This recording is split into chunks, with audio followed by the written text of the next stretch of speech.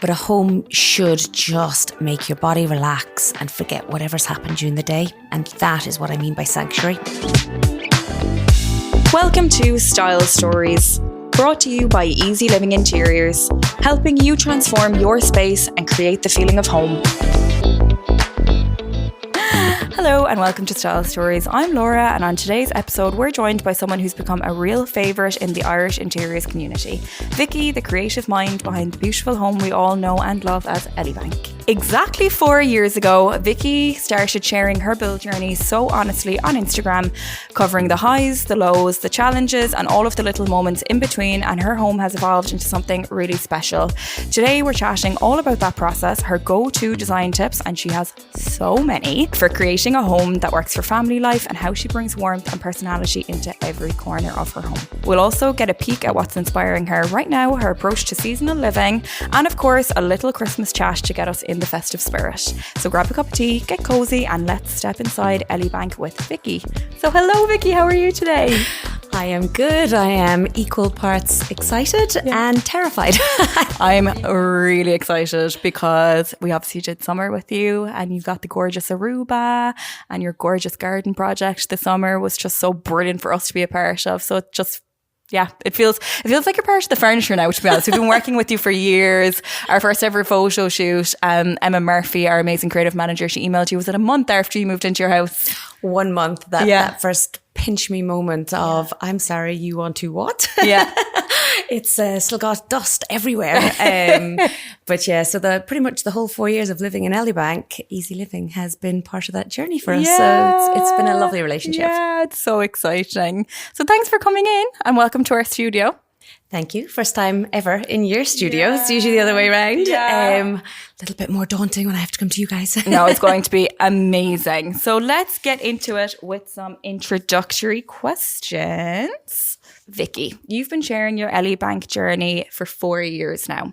For anyone who's new to your story, can you share a little bit about how it all began, your background in interiors, your previous build journeys, and all about Elibank?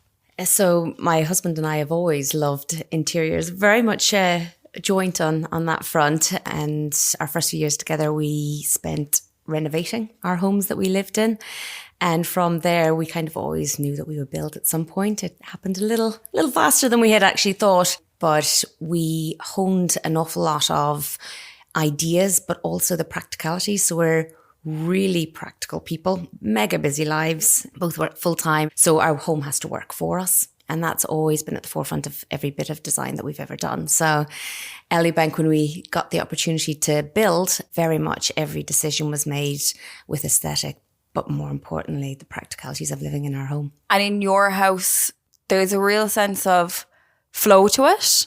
So the front is very connected to the back. There's a real sense of practicality in terms of your storage is incredible.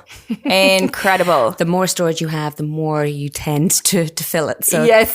Pros and cons to that one. 4 years later, Elibank has become such a reflection of your personality and lifestyle. How does it feel looking around now and seeing how far it has come? Do you know, it's an incredible one. I always talk when we were on the build, date stamping. The exciting journey with your children. I was pregnant through the journey, and I think I have about 3 pictures, and I always regret not taking more, because whenever those little photo pop-ups on your iPhone come up and I see the kids running around a building site and I'm sat on the couch and I look at our home right now, I mean, that immense sense of pride and achievement, there's nothing like it. So those are my real wins when I look back at the pictures, and now watching my family grow and enjoy it all. It is not easy building, renovating, you know, your home. Everyone talks about it being your sanctuary, and 100% it should be, but it doesn't mean that that's easy to achieve. We're all time poor. And so trying to come home and then put on the overalls and pick up a paintbrush is not easy either. So yeah, I'd say it's a natural progression, and take your time, you know, when you're doing it. Don't rush it, and don't feel the pressure of social media having to have this picture perfect home. You know, we've got areas in our home still not completed, won't be for a long time yet. Various filter pictures with no coordination to the way in which they're laid out. Rogues gallery, we call it, and I love it. And it's probably the most commented area when friends call, because we try and put up pictures of times when friends have been over at our house and we kind of get little group shots, and it's a memory wall of our time that we're now enjoying in there. That's so special. And I think I've seen the videos you've shared of like your kids running around the garage and you know, it's just, it must feel so special to know that you've created that for your kids and for your family, and that it's, you know, a safe space for them to grow up. And I see your content where they're like out in the garden in the summer and they're trucking around in their little outdoor trolley. It's just so lovely. No, it is. And, you know, I was at an event there on Sunday, and I don't get to go to too many things, but I drove back in and we've just done up our entrance. I have about 10 half-finished reels that I wish I could get off on that one. But it's been a massive journey finishing our entrance. And I drove in and I kind of was just taking it all in. And as I looked through the gates, there were my two girls and they were playing on the go-kart. My husband was cutting the lawn. My son was cycling around somewhere. And it's those moments where you stop, you pause, and you look at what you've created as a whole storybook. You know, it's our home. It's where literally the minute those gates opened, I was entering into our own little world. Yeah. And that's why they talk about a sanctuary. It doesn't have to be perfect. Yeah. It's a feeling. Yeah. And as well, perfect means something different to different people as well. And I think you see on Instagram, like, this is how things should look, or this is how things should be. But really, if it's you and it reflects your style and your lifestyle, then that's what perfection is to a different person. Now, your staircase, I'm sorry, that's my favourite spot in your house. It is beautiful. Yes, the staircase. Do you know, people always ask about, you know, what was the key piece of your design? And there's quite a few, because we started with the layout and flow of the building, but the staircase actually was a really important one. It's the only piece that went over budget in the whole of our house. I wanted it to be there because it's a practical element. You need to get upstairs. But I didn't want to come in and all you're looking at is the stairs, because you're not really going to be inviting your guests upstairs. Yep. So I wanted to come in and I wanted the connection straight out to the garden. So you come in and it's all that glazing, but sat there really subtly is our staircase, and just enhancing that big hug as you come in, because you know you're going to be going up there pretty shortly after you've come in the door to get those PJs on. And it's just part of that warmth and that welcome, because let's face it, it's you and your family every day that comes in that door, not your friends. I think an awful lot of us think when we're designing a home, we think about entertaining. And don't get me wrong, I love entertaining. But 99.9% of the time, it's us. And that's part of my big warm hug when I arrive home. You know, the kids will be going up to bed, and it's also, I would say, probably part of my gym session. Yeah. The amount of times you run up and down it in the morning. And I know the feeling. Might as well be pretty much running up and down. So you're always very honest about the realities of a build. What's one moment that really tested your patience, but then also one that made you think, this is why we've done it and this is why we've taken on this journey? Ooh, what's tested the patience? I guess, look, we built through COVID. That word that still keeps cropping up. We were due to start building in April and COVID had hit in the March. So we got our planning and we'd set budgets pre-COVID. And then during the 18 months, we also hit, who remembers the Suez Canal? Mm-hmm. Yep. And then Brexit kicked in. And because this had been such a big lifetime dream for my husband and I, we felt we were so unlucky on this build. We're like, what else can go wrong for us? And it's funny what they talk about when you say hindsight, and we now look at it and there's no way we could afford to build what we've built in today's market. So we look back with gratitude, and it's funny how that lens can change very quickly. So that's when I always kind of talk about, when you're in the middle of a build, no matter how hard it is, you know, you'll get through it and you will look back and you'll reflect on it. And actually, you know, it's such an incredible thing to be able to build your own sanctuary, and you will be so grateful for it. Yeah, I suppose it's seeing the end goal is probably the biggest motivator, because I know as well, planning can be really tricky and there can be loads of unforeseen issues, and just trying to get that over the line. And build costs are always going up in today's market. So would that be your key advice? Just think about the end goal.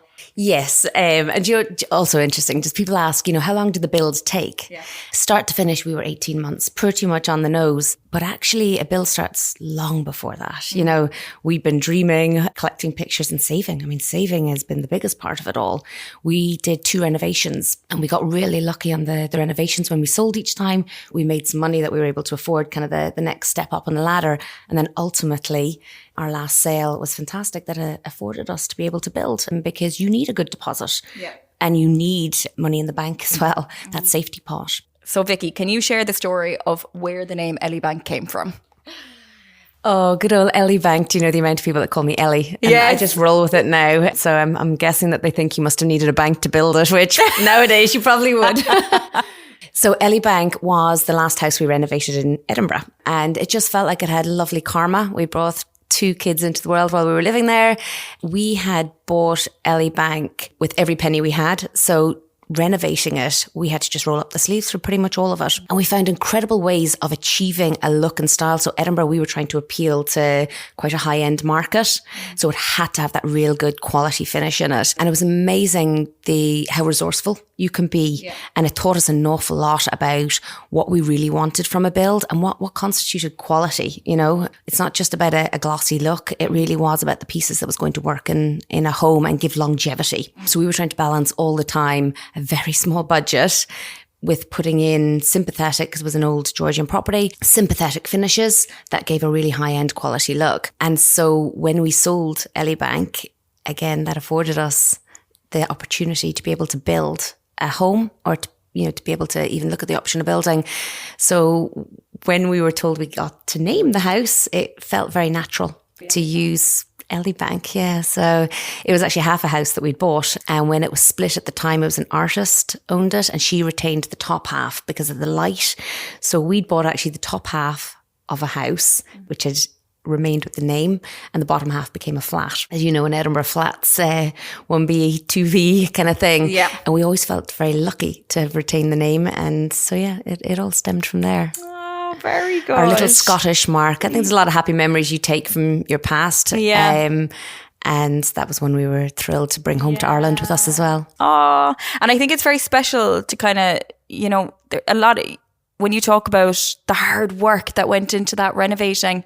So I think what you've achieved now today has come from hard work and, like you say, pulling up the sleeve, and nothing comes overnight. And I think that's very reflective as well in your approach to your own home. It's been a journey, and there's been different stages and phases. And I feel like every time we're there for a photo shoot, there's something new and there's something exciting to see.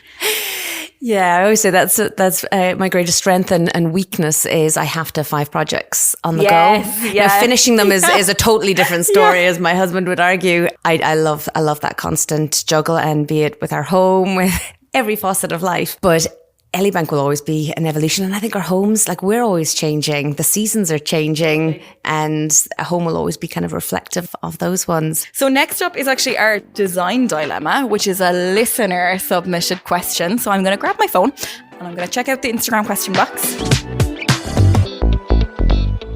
So Sarah asks, do you have any tips for a media wall with no fire? Ooh. So I'm going to tell you straight up, I'm a big fire girl. Okay. And not only, I'm going to take it one step further, we put in real fires. So I always feel like they're that ultimate comfort in a house. But obviously, it's very hard with planning to get them in there nowadays. See, I love really good joinery and fireplaces, and I'm really old school in my kind of approach to it. There's an awful lot of cladding options that are easily available in DIY stores that have amazing impact for media walls nowadays. Clever storage, lots of clever storage in behind them. Everything I do in Elibank, I really try and think about how we're going to use the space. Yep. So you can have beautiful design, but actually the function always has to be there, and storage, particularly for families, is key. So I mean, if you're going putting in a beautiful media wall, make sure you're thinking about baskets where they're going to sit around it, because you will need to store things in a media room. Yep. And also it's a room where you go and sit, the kids will sit. So I guess always storage is a key design. I'm always about function. Yes. It literally is the forefront of all of my design.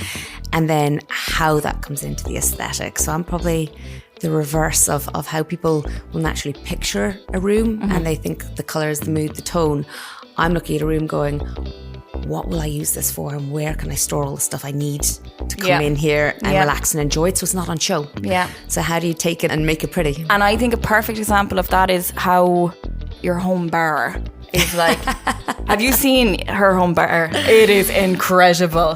So it's like the doors conceal it and then it opens up. And I feel like your home very much, it can be closed and it can be cozy with your sliding doors, but then you're able to open it up when you need to open it up. And that ability to kind of fit different contexts and different occasions is amazing. Thank you very much. Do you know, I think, you know, even if we look at ourselves throughout the day, we can be different people. You know, we wear different hats throughout, from worker bee to mama to everything in between. And the same with the house. So for us, we love entertaining, but we can only do it, a few times a year. So mostly it's my husband and I, and it's a family home firmly at the grassroots of everything. And when we were building, we put in a bit of storage, my favourite thing to do. And then we went and put in a pantry. And actually, you do not need that much storage when you've got a pantry and a large island with lots of drawers. And very quickly, that store press, I thought, right, that's just going to store tat. I'm going to store things. I'm going to buy that bread maker because I've now got somewhere to put it. And we decided we were going to put in a little bar. So we put in the pocket doors, and it's such a great use. It's only 1 metre wide, and the amount of space we've carved out of that, but also the way it transforms it. So when the kids go down to bed at night, we open those pocket doors, there's that lovely glow comes out for it, and it feels like it transforms it into an adult space for us, which is really important in the evening times, that precious hour. Even if we're not drinking, I'll hasten to add, which we don't do every night. We'll actually just open it even for the ambient light of it all, and just feeling like that older space. But obviously when we're entertaining, it is doors open straight away, and it gives that party feel. I'm sure Christmas at your place is just the best. Do you host Christmas? We do. But, you know, family very much so, kind of focused on Christmas Day. New Year's actually is our big one. So every New Year's we have friends over, and I guess with kids it's just wonderful. People can come and stay. We've got the space. That door is open, on repeat. And we've got a little drinks fridge for the kids as well. So, you know, it's an all-inclusive home. But it's a fun element to it. But the whole house, we've tried to do that, where in the evening time we close down, and it's, you know, smaller spaces for us to enjoy and feel cozy. Double doors that can, once they open up, then you get that much greater party feel or flow through our home. And the summer as well. Gorgeous. And what a summer we've just had. I feel like the Aruba landed in with summer, and it just brought 3 months. The day we brought it was the first day of sun. Yeah. It was crazy, because remember we had the rain the week prior, torrential monsoon rain, and then the summer just kicked things off, and it was the most incredible day that we had. And I think we were supposed to shoot a week or two earlier, and something had cropped up, and I remember just when the team pulled in, it was like the clouds parted.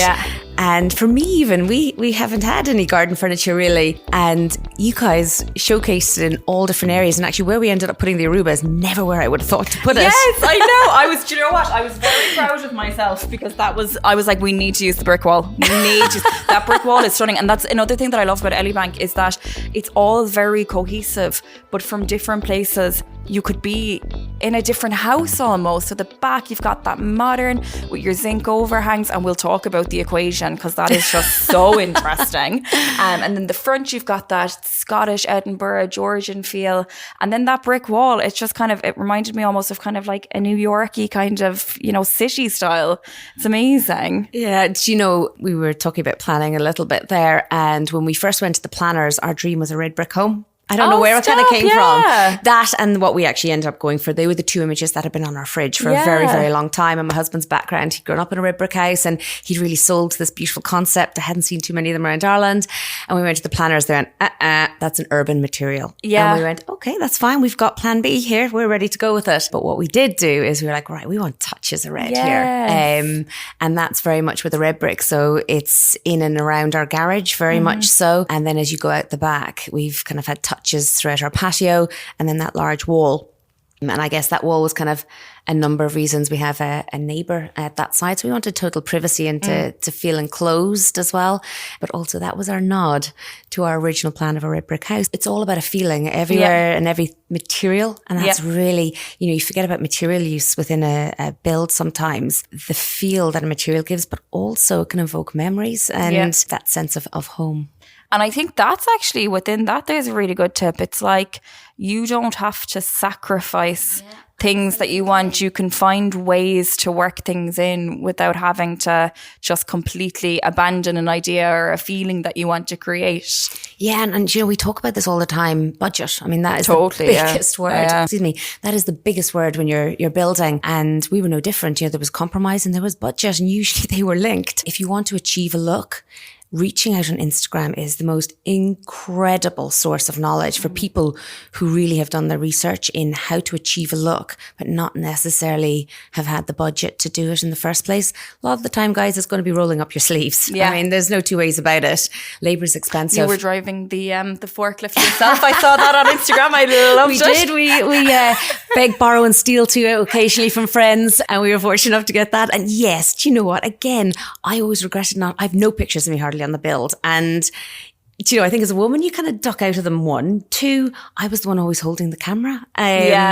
And because I regret that so much, I'm constantly saying to my husband, here, take my phone. I think at this point, he's like, I'm going to be the parent that didn't exist in our kids' lives now, because I'm all the time going, take a picture of me. And I have it at the back of my head that I literally had nothing on the build. And I had I had a baby throughout it all. Well, you were a busy Great woman, grand designs. Yeah. Theory of you can't build without a baby. But so I try and get involved, and it's lovely. Life should be about learning all the time as well. So I got to drive a forklift. Yeah, wouldn't say competently, but and I loved as well when you got your balls delivered. I had to hold back so much, because I am always conscious that I've got a real age group it's a demographic that's quite varied, and I never want to offend anyone. And as it grows, that is always at the back of my mind. Instagram is my escape, and I would hope forever it'll stay like that. Like, I was at this event recently, and there's a few people came up chatting to me, and they're like, oh, I just want to say thank you. Now that I see you, you've answered some questions for me online, and I was so grateful of the support. And I always think, I stop after us and I have a little smile, because that is more to me than any PR package that could arrive in my front door. And I genuinely mean that.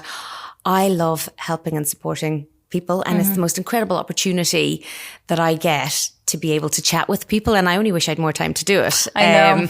My husband often looks over and he's like, what are you smiling at on your phone now? And I'm like, oh, I'm just chatting with this lovely person about, whatever. And I was like, I remember that point in our build. And so it's lovely. It gets for me to relive a moment and get excited too. And I just share my knowledge. And if it's helpful, I'm thrilled. But I always say to people, reach out to 5 or 6 people, because we'll probably all have a different outlook on it, a different take.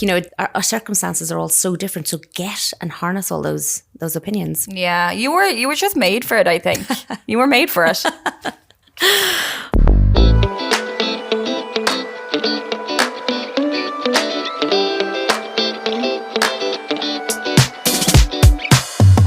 Next up is behind the style. What is it about creating a home that excites you the most? I guess, and everyone you'll ever talk to talks about your sanctuary. And it is. I mean, to build a bespoke sanctuary literally from the ground up is something I'll forever be grateful that we've been able to achieve. Being able to afford a home, first of all, that is yours, that you can shape over the years and have these wonderful memories with a family. I constantly have to pinch myself on that alone.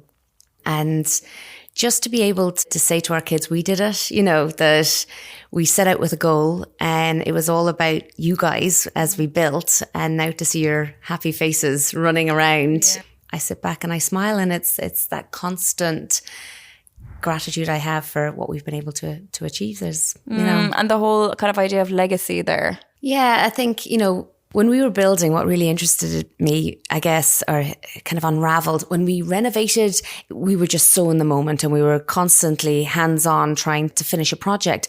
When we were building, we had to step back. We had to let other people do an awful lot of it for us.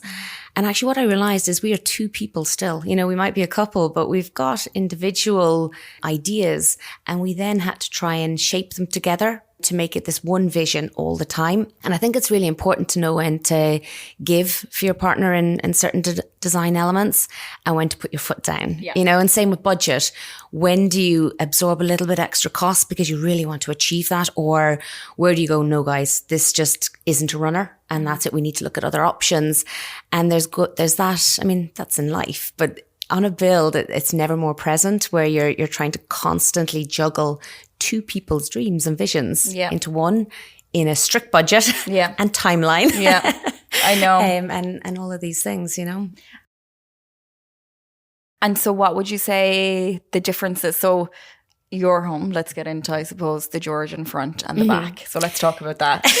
The mullet, as I always call it. I love it. Business at the front, that very classical neo-Georgian with the golden ratio proportions. And we did massive research. I mean, behind the scenes, we're probably great, big nerds, I think.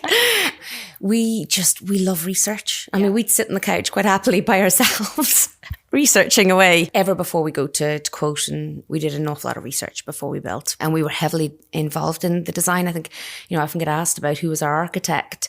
And my response is a man with a lot of patience. Right.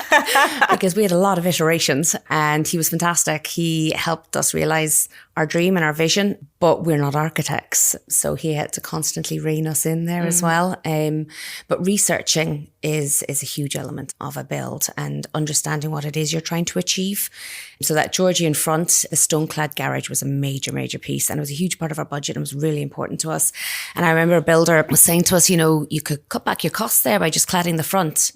No. And that was a non-negotiable for us. We wanted it because that was our connecting piece to the land. We felt we've got this beautiful piece of land that had an old wall around it. And this is a piece of history that we're knocking through to put in a family home, a one-off home in the countryside. And that garage was what was going to ground it. And if ever anybody asks us, what was here before you started building? And I know they're looking at the garage. And to me, my heart just sings because I'm like, yes, it looks like there was something here. So obviously it's starting to bed in and look more natural in the landscape, because if you ever see a new build or if you're building, the groundworks pretty quickly, or the landscaping around your building, the budget falls away very fast from that part of it. And it takes a long time. It takes decades probably to really bed a house into its natural landscape when it's a one-off house. So that was something we wouldn't compromise on. And we kind of knew longer term vision that was something. Landscaping plan is 10 years. So the rest will take time. It will. But that was one piece we wanted immediately to anchor us in there. And then obviously the mullet. So we talk about the front is that very sort of formal, classical shape. And then the back, that is where we live. And we wanted it to be light filled. I never wanted to switch a light on. So growing up, we grew up in a lovely old house, but old houses, the kitchens and the functioning space was all kind of in the north elevation. So you come down in the morning and the first thing, without even thinking, you'd switch on a light. And that was really important to us. And when we were building that, where we lived in the morning, we didn't want to come down and switch on a light. We wanted it to come down and that natural light to fill our space. So that's all the glazing at the back. And that transition from old into new, again, a huge wealth of thought was put into that, how you step into it. Even our mouldings in our house, I remember we've got all lovely mouldings in the front part as we kind of consider the old part. And then we stopped them when it goes into the back part because we felt it wouldn't work with the glazing, but it's how you transition into that space. Yeah. And the garden actually was a big piece of that for us. So when you come in the front door, we didn't kind of want it to be, look at just this space. We wanted kind of, what's beyond it? So your eye was kind of trying to take it all in and back out into that garden. And then the glazing kind of naturally sat well with the green, lush garden. So yeah, a lot of thought. Yeah. And even it is such a light filled space though, but even your what's it called? Where you've got the window on the ceiling. What's that called? I was going to say copula, but we're not that fancy. I mean, Velux is what most people have in there. Yeah, we've got a big glass panel on our kitchen to try and bring in the light that we could, as much light as possible. And also to make the altar, as my husband calls my island. Your island. Oh, it's fabulous though. The proportions of it, your lighting at the island as well, those statement lights that you have. Yeah, and again, do you know, guys, what was really important when we were building is we wanted to try and get a couple of spaces finished. So we didn't try and finish a house. We just wanted to be able to have a couple of spaces that we could come home and it felt like a home. And the kitchen is the heart of our home, as it should be in most homes. And so we wanted to finish our kitchen. And I thought it was finished when we moved in. And then as I started to live with it over the first year or so, there's just something missing. It's just not grabbing me. And we have this beautiful big island, 4.2 metre island that we all congregate round. But for me, visually, something just still wasn't working. I wasn't anchoring it back down. And I just scroll through Instagram and online. I actually don't really like Googling anymore. I love going through people's homes and then I'll chat with them. where did you get that? And I might discover a new small Irish shop. I really do try and support Irish businesses. I'm really big with that side of it.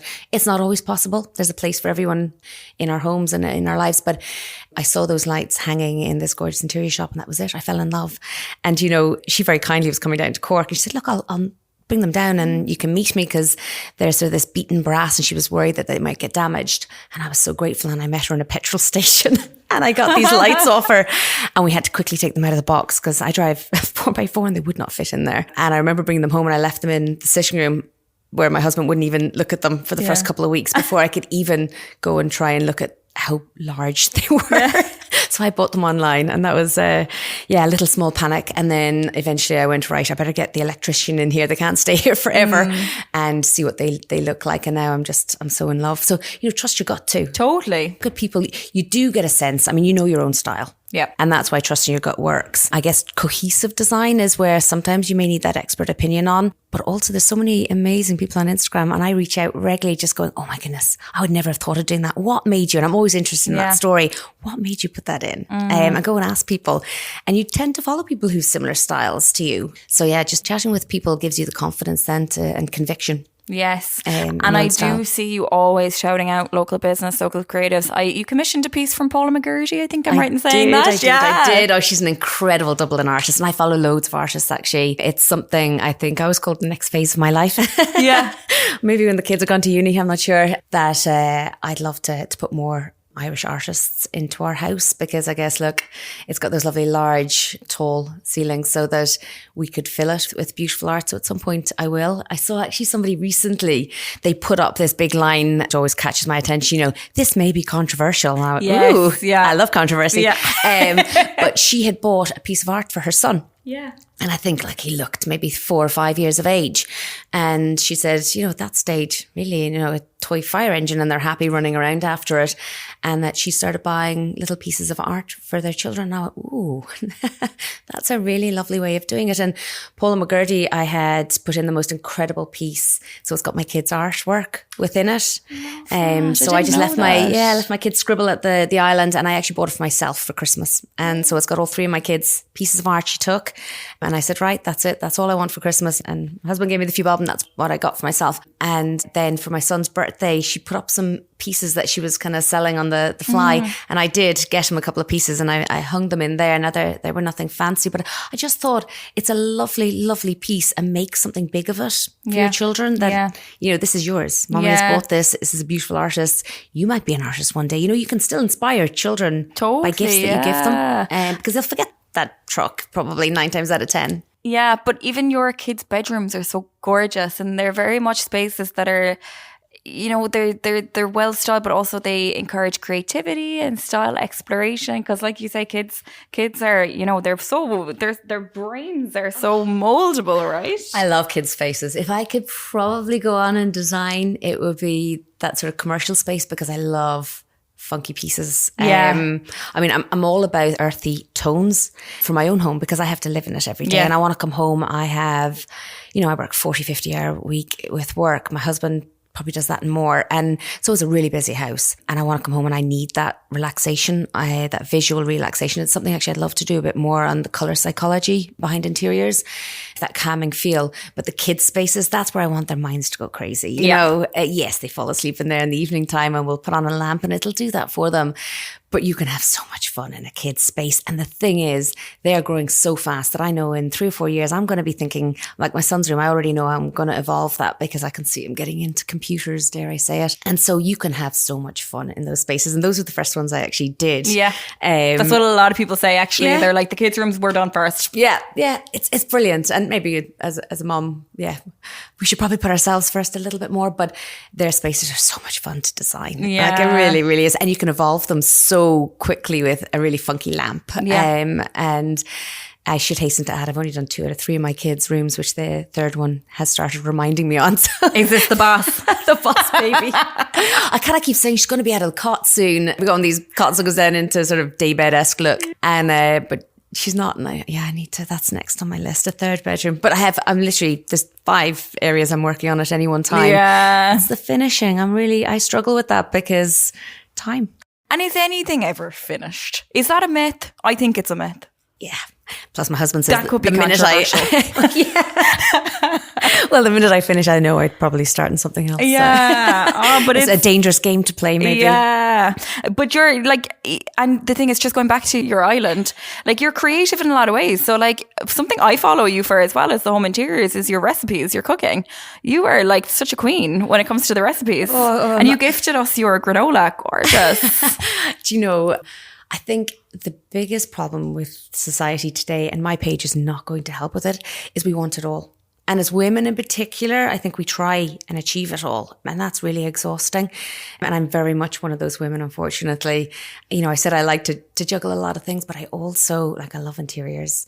Obviously, my kids are at the heart of everything I do, but I love the garden. I love travel. I love baking. I love art. You know, so I have learned the one thing with wanting to do it all is you have to keep it simple. Yeah. And it's not that, you know, people kind of say, oh, you're getting a bit of a name for hacks. And I was like, no, it's not even about that. It's just about ways in 20 minutes for achieving what you kind of want to do in your day. And I use that rule throughout everything I do. You know, even with housework, I'm like, right, 20 minutes, I'm making a blast at how far I can get because that's all I have. For my kids, they love food, and I'm such a big advocate of good quality food. And we grow a little bit in our garden out the back as well, and teaching them that side. We're in the countryside. I mean, it would be criminal, I feel, not to. But cooking then with it is the natural progression, and I want them to understand the time it takes to cook, that it's not just mummy here doing it all for them. Yeah. So we do a lot of baking together, and it's just really easy ways of achieving. So my granola started because I burnt so much. I'd have 5 timers on the go, and it just works for me in the slow cooker. And it's about carving out what you want to achieve and making it achievable, really. And a lot of the bakes we do. So we did one recently for Halloween. one. I saw it. And the kids are loving it. Yeah. I bought the buns. Do you know, I'm not a big science girl. So actually baking with science, flapjacks. It's too exact. Baking is too exact. I am an ad lib baker. And I'm probably more of a cook. I love really good food. You know, my blitzer, I blitz every veg going. Nothing is safe and nothing gets thrown out in our fridge. And again, that's really important for me. The kids are like, oh, mum, stuff's going soft. And they'll pull it out straight away, you know, getting that whole mentality around it all. But yeah, our bats, we've made them now 3 different times. We're going to a friend's house and last minute, they're like, Mom, can we make some more? There's 5 left. And I was like, getting out the icing. And I was like, do you know what? It really takes no time to get out some icing and goggly eyes and ice 5 little mini buns. Yeah. And they love it. And I think it really brings out the creativity in them. You know, you're ticking off so many boxes: quality time, you know, an interest in food, you know, realization that it takes a little bit of time, but actually it's so worth it. The creative side. There's just so many wins in doing things like that. Aww. You've shared so much practical, honest advice. Can you share what the feeling of home means to you? And we've talked about the feeling a couple of times. So what is that for you? It's where, you know, your lips just naturally smile, where you come in and the weight of the world drops off you. Like I said, I work long hours, quite a lot of stress in our lives. I try and do it all. I want to be present for my children all the time. I get, you know, when I'm away, I get a huge wealth of guilt because I have a busy life outside of my children. And when I come in that front door with my kids around me, it really feels like all of that guilt, that stress is gone. And I really try, the minute we get in that front door, it is about them. Yes, there's homework and there's dinner and there's all of that kind of stuff to be done. And once we sit at the altar, we can achieve an awful lot of it. But a home should just make your body relax and forget whatever's happened during the day. And that is what I mean by sanctuary. You know, it's not about walking in and seeing this pretty space. I mean, at the moment, my hallway is filled with, you know, spider webs and different, and I mean fun ones, probably real ones too. Oh, for Halloween. Yeah, I've seen your Halloween styling though, and the candles as well. The floating candles. Yes, like the love kids them. love that. It just gives Harry Potter. It's so magical. Absolutely. And you should have a bit of fun, and they help me put it up. And yeah, there's stuff that I wouldn't necessarily say is an aesthetic for me. But it's very much, it's about them, and they know that Christmas will be back to mummy again. Yeah. But it's a space it's about everybody in some form of coordination. I do say coats, shoes, boot, room, go. So they know when to behave too, but it's very much, it's that feeling of being able to release everything that's gone on the day and just sit and enjoy what you have now. Yeah, relaxation. I love what you said about the smile though. Yeah, it does. From the moment, and I didn't realise it, but we've just done up our entrance, and honestly, I drive to it and we had these big orange bollards everywhere and potholes. And I had this constant guilt because we join a road, and actually one of our key planning conditions was our entrance. So line of sight, hugely important in a build, but we were asked to take a massive bend out of the road. So we have 14-metre wide entrance. That is very expensive to do anything with, and we really wanted to get it right. So we've been saving for quite a while, but also the thought behind what we were going to do with it. We had an awful lot of options. My dream would have been cobbling, but the traffic is too high. We've tractors and trucks and that side. So when we looked into the practicalities, that was going to sink eventually. And I just wanted a one and done, but I still wanted it to be coming home and that smile to start there, because very much for me, it started as I drove up to the house. Yeah. The gates was just kind of get inside, and it's really extended that for us. And I know my husband's the same. You kind of, you arrive home, you're like, yes, these gates are about to open, and I'm about to relax and take off the coat from the day and just become me. Yeah, mum. Yeah. And I really know the feeling, because when we moved into our place in Edinburgh, after a few days, I was like, my face hurts. It's from smiling. Like, I just been smiling so much. So I really know what you're saying there. It is, yeah. It's there's nothing, those unplanned smiles. Yeah. And I quite often come in the door and I just take a second. Yeah. And I just drop off whatever's been happening in the day so that I can focus on the kids, but also, you look around you. And I'm totally able to see past mess. I'm actually out of both of us. And I think it always surprises people and our friends when they call, I'm really not that house precious. I'm proud, but not precious. Yeah. There's fingerprints on the walls and there is shoes everywhere and coats. And I've even stopped apologising for it. I think a lot of us Irish people, we apologise. Oh, I'm sorry, I haven't, had the cleaners around before you called. Yeah. Oh, if you want people to call that, nobody wants to come into a house. They're like, oh, where do I put my cup? Yeah. I want people to come in and just go, oh, this is Elibank, or, whatever about the house, but I want them to come in and just feel the love that is in the home. And the comfort. Well, I for one feel that when I come to your place, so I am a testament to that. Oh, thank you. So, Vicki, what's inspiring you right now in interiors, in style, or even outside of design? So again, look, I'm not really into trends at all. It's not something I follow. I mean, obviously you get carried away with them when you're on social media and you can see all of the different trends unfolding. Browns and autumnal colours are all in. But I love that natural colour palette anyway. So for me, style, it's what shouts out to you. And I say it all the time, things that I find really helpful when I'm trying to, because I look at, and I follow a lot of friends who necessarily wouldn't have the same style as me, but I appreciate the thought and process that's gone in behind it. And sometimes I'm like, oh, maybe I could bring a little of that into Elibank. But what I often do is I Pinterest still a lot of stuff for the sort of feeling of a room. And I will Pinterest for months, weeks, whatever it may be. And then I'll sit and I'll start deleting. And very much when you start doing that, it takes out sort of some of the moods you might have been in, or some of the seasons you might have been just in for a very short space of time, the trends that have kind of come and gone in the months that you've been doing it. And you see your style very quickly. And I think ultimately you'll always know your own style. And if you enjoy it, and again, back to that smile, if you look at something and it just makes you smile, that's it. Yeah. And it'll have longevity, because let's face it, we don't have time to restyle rooms every year. Or every season as it changes from, the bright, vibrant summer colours to very quickly into the autumnal browns. Cushions, things like that are really easy ways of popping colour, and so readily available now, even in supermarkets that have gone into homewares and things like that. Yeah, I'm really just not about trends. And again, maybe that's why I built the old style house, is that I love a classic feel. When we were building, actually, we looked at old houses. So historic houses really gave me my biggest influence.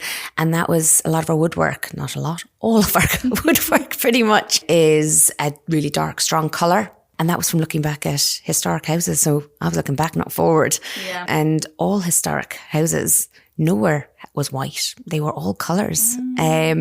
Beautiful tones, and particularly the Georgian styles. They went real into the panelling and the woodwork and the ornate detail and the big cornices. And there was a lot of colour in there. A lot of colour in their rooms and their walls and their drapery. Didn't quite go that far now. Maybe because it's so expensive too. But yeah, colour is really important to me, but in a very subtle way, because you have to live with it every day. Yeah.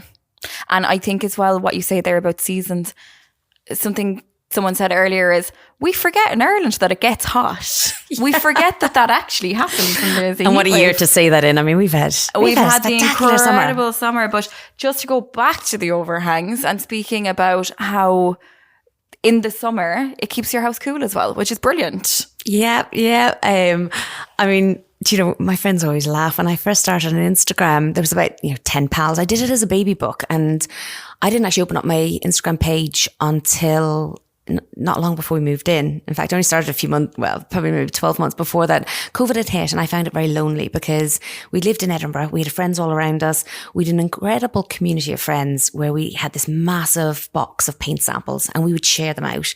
We'd share ideas. We'd help and support each other. And my friends, like, we were at the very low end of the renovations that we were doing. Some of my friends were doing incredible full houses, and we inspired each other so much. And from that, when we started building, nobody could travel over to us. So I hadn't lived in Cork for 20 years. And a lot of my friendship base was Dublin and Edinburgh. And so during that lonely process, I said, you know what?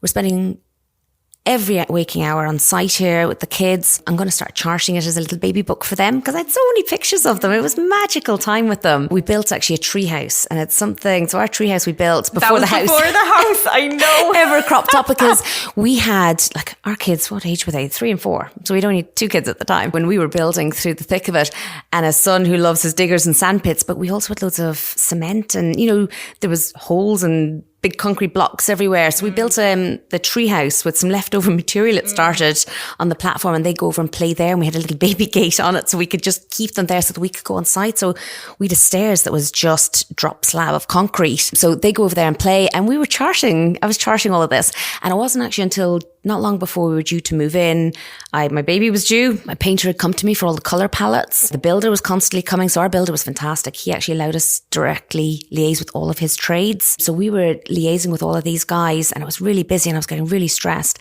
And I was chatting with loads of incredible people on Instagram. The most honest, supportive, open people who gave me their time. And I thought, well, what have I got to hide on my page? Yeah. And I opened it up October 4 years ago, and I've never looked back. And I always say to people, it's daunting, and it's not natural for any of us. Being here today is not natural. Yeah. Doing lives, putting yourself out there. I look at reels. I hate every reel I've ever done. No, and I do. I'm like, no. Cringe. I should have done something different. I'm a real stories girl. I love stories. Because they feel like less high risk, right? Because it's 24 hours and it's going to be gone.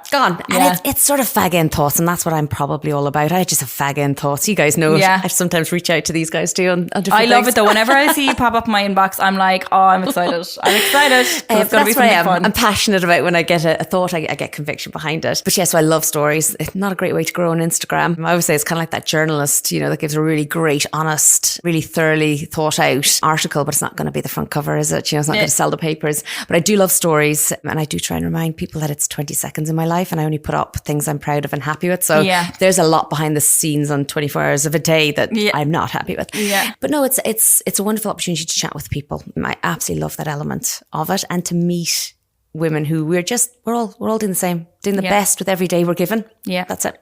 And a lot of the houses the people that we work with now are through you, like Moira and Grant. We did our summer sale campaign in Moira and Grant as well. Oh, do you know that I love championing people? Yeah, I think that's what I take always back from when I lived in Edinburgh. We championed each other. I've got some amazing friends who have started companies, and it's not even about the success of the company.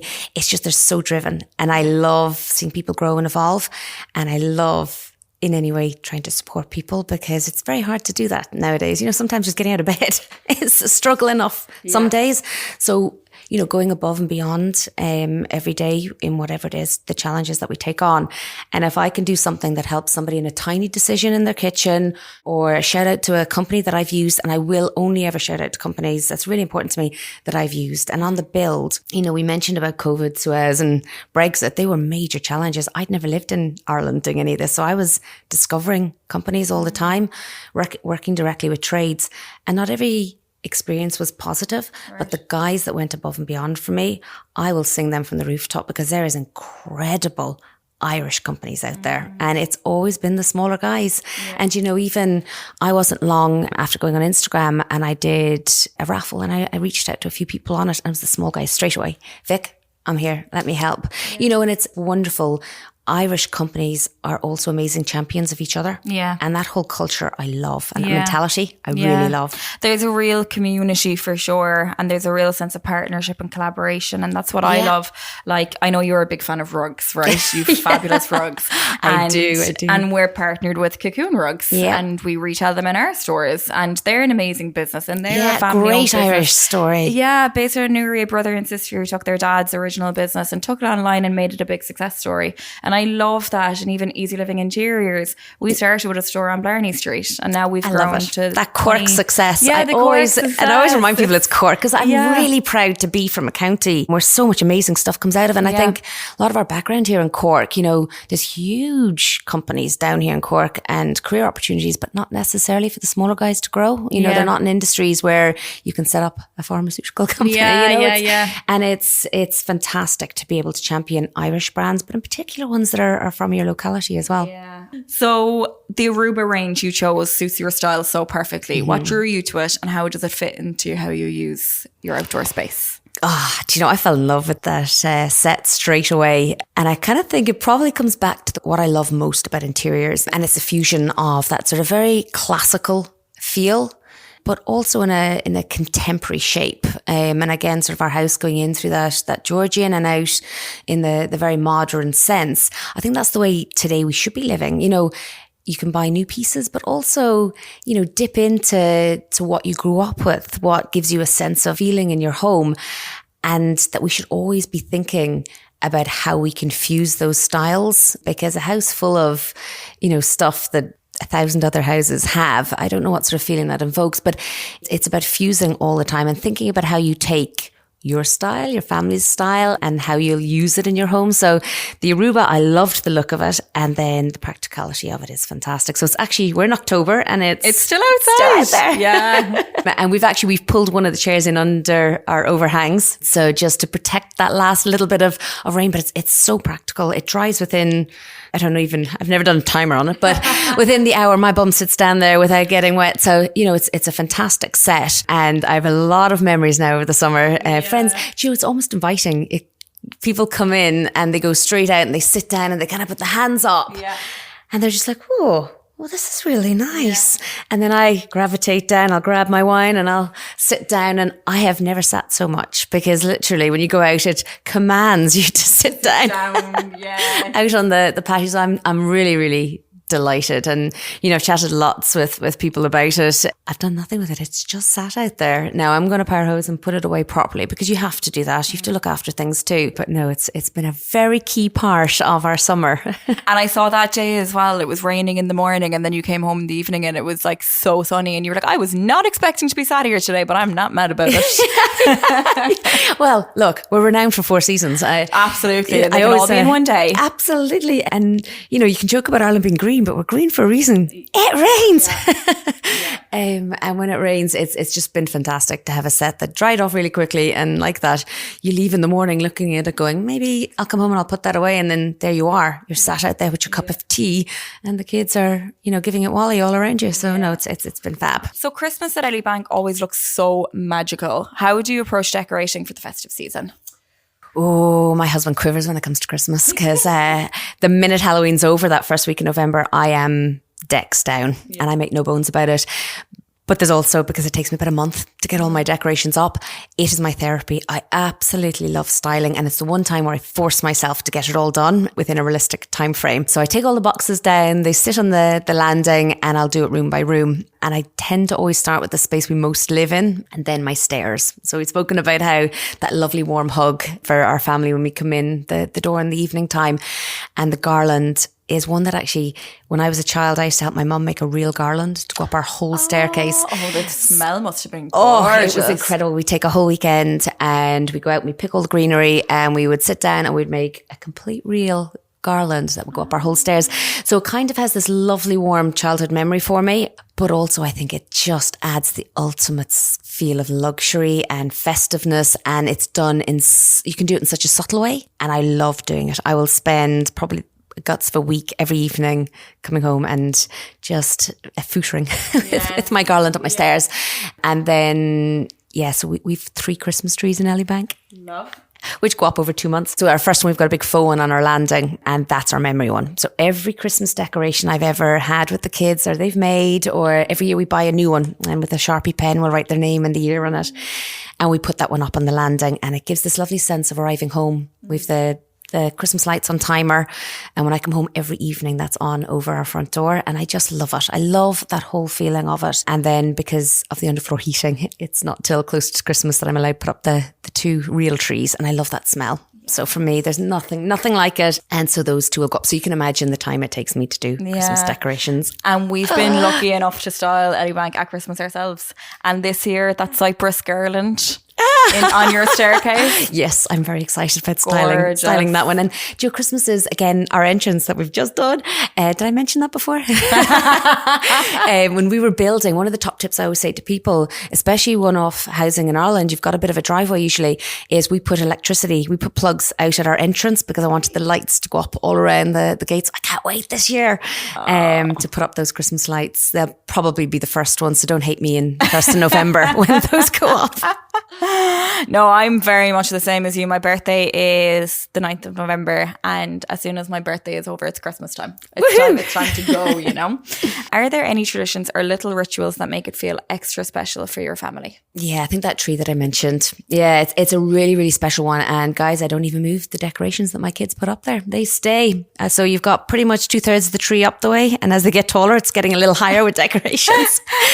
It's a huge part of it. The kids get really excited about it. We've been doing it for years, and because it's a faux tree and it's all of their stuff, we've them all in one box, and it's the first thing we do. They help us put on all of those decorations. We put some tunes on around the house, and that's kind of our key start to Christmas. And then the boss probably puts the angel on the tree. Absolutely. Daddy, get your bum over here. And for those who might be decorating on a budget or in a smaller space, what's your one simple tip for bringing Christmas magic into your home? Oh, guys, so Ireland, we're green. We have got so much incredible hedging. Like, you have, anywhere you go, there is going to be free greenery that you can put around your house. I mean, you've obviously got all the spruce and firs, using things like laurel. There's laurel hedges everywhere. Rosemary, that grows like wildfire in gardens. Using all of the greenery and a set of Christmas lights, above our fireplace. Quite often we are lucky enough to live near a fabulous garden centre, and they sell Christmas trees. But anywhere that sells Christmas trees, typically they shape them for people. So there's always a big pile of spruce going a begging, and I'll be straight down to them. Can I rob a few sprigs of it? And the kids, myself, will bring up some branches, and just even sitting those above a fireplace, putting some nice candles or a string of lights. You don't have to be mega creative, and you get such an incredible satisfaction when you do something like that. So, you've had very little budget, time, energy, to put into it.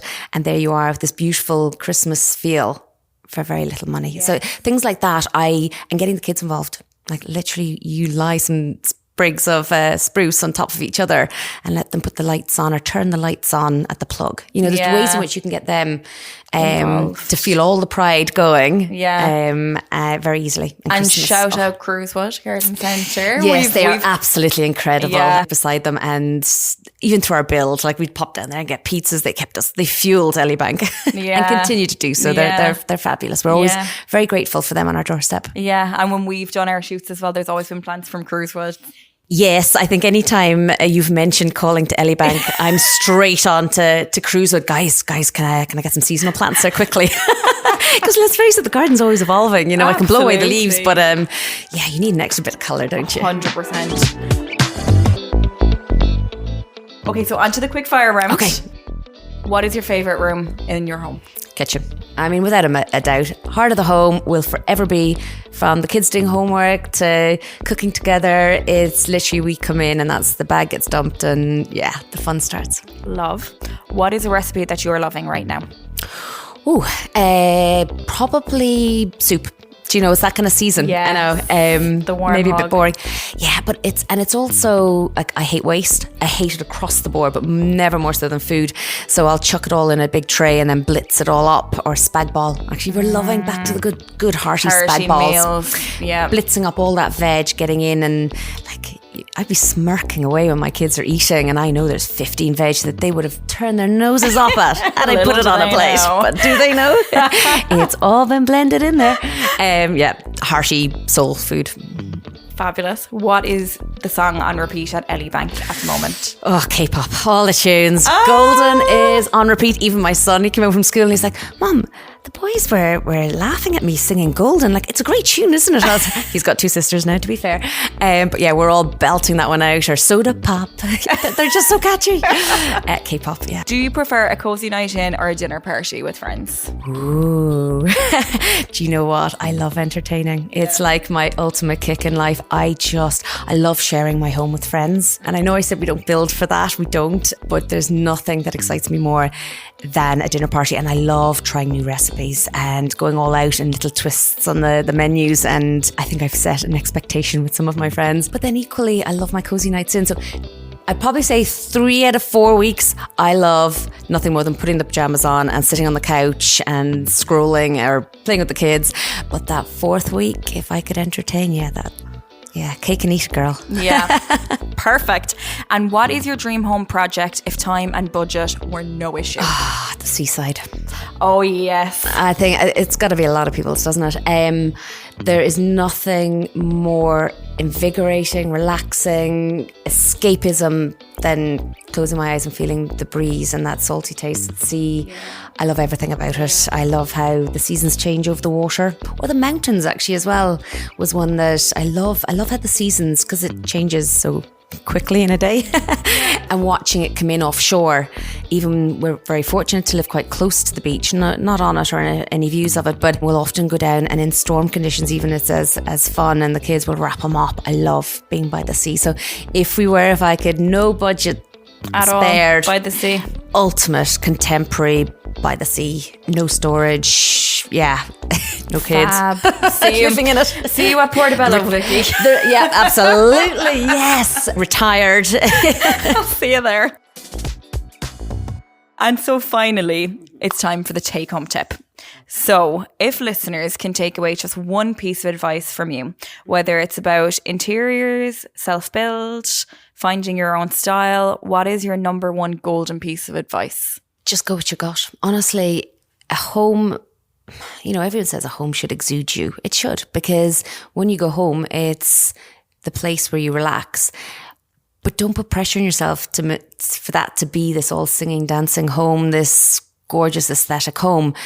Make sure it's a home that you've got pieces in there that you've got, I loved that. I don't care what anyone thinks. When I was buying those lights in the kitchen, I didn't care what Instagram thought. I fell head over heels in love with them. And I think, when I see them on or off, I constantly look and I go, I took a punt on you and I love you. Yeah. And it's a lovely feeling and almost kind of liberating, actually, that you look at your home and you're like, I don't care what anyone thinks. This is my home, my space. And yes, I share mine online, which, isn't for everybody, but I'm only trying to ever inspire people, literally to follow your gut, put it in your home, what makes you happy, what gives you that feeling of, yeah, that's mine. Yeah, I love that. And I really hope now after all of this, your DMs don't absolutely explode. But I feel like there's a good chance that they might, because you're just so full of amazing tips and advice. Oh, as my husband said, he's like, well, if it doesn't make top charts, it'll make one in the bedtime stories, because I know I can talk. I'm so passionate about our homes, and I'm ever conscious that, yes, ours is a big house. We've worked hard, we've dreamed big, and we've gone for it pre-COVID. And I'm always really conscious of that element of it. But, it's been our work, our money, and every bit has meant the world to us. And a lot of work has gone into that. So nothing comes easy, guys. I don't care what size your home is. It's about a feeling. And I am delighted to help and support anybody on that journey for any style of house. Because sometimes it's not even about the style of house. The blockwork's the same in every house. Yeah. If you're going down that route, we looked at ICF, we looked at all different types of routes, and I love chatting to people, even about things we didn't do. Floorings, I love natural materials.